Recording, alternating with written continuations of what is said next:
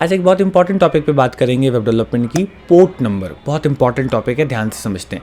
देखिए, जब भी हम कोई वेबसाइट बनाते हैं तो ऊपर हमें पोर्ट नंबर ज़रूर दिखता है। एग्जांपल के तौर पे जब आप लाइव सर्वर से अपनी HTML की फाइल को भी रन करते हो तो लोकल होस्ट 5500 ऊपर दिखता है, रिएक्ट में भी 305173 दिखता है, नोड में भी हम पोर्ट नंबर, बैकएंड में भी पोर्ट नंबर सेट करते हैं, जेंगो में भी करते हैं, स्प्रिंग में भी करते हैं।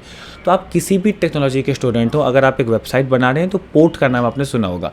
होता क्या ये, देखिए IP एड्रेस तो कहीं ना कहीं समझ में आता है कि आपके मेरे कंप्यूटर का एक एड्रेस है, रास्ता है, एक तरीके से पता ठिकाना है इंटरनेट पे हमारी वेबसाइट का। तो इंटरनेट पे जितनी भी चीज़ें हैं, हर चीज़ को पहचानने के लिए एक नंबर दिया गया है, दैट इज़ कॉल्ड आपका IP। लेकिन अब होता क्या है ना कि हमारे कंप्यूटर में कई सारी चीज़ें चल रही होती हैं। हमारा कंप्यूटर केपेबल होता है एक बार में कई सारे काम करने के लिए।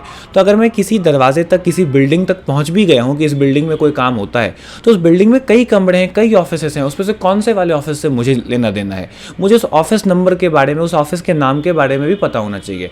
एंड पोर्ट नंबर वही है कि इस कंप्यूटर में एक पोर्ट पर अगर रिएक्ट चल रहा है तो दूसरे पोर्ट पर एंगुलर भी चल रहा हो सकता है, तीसरे पोर्ट पर जेंगो भी चल रहा हो सकता है। तो एक ही कंप्यूटर एक बार में अगर 3 काम कर रहा है तो उसी कंप्यूटर के IP एड्रेस से सिर्फ काम नहीं चलेगा।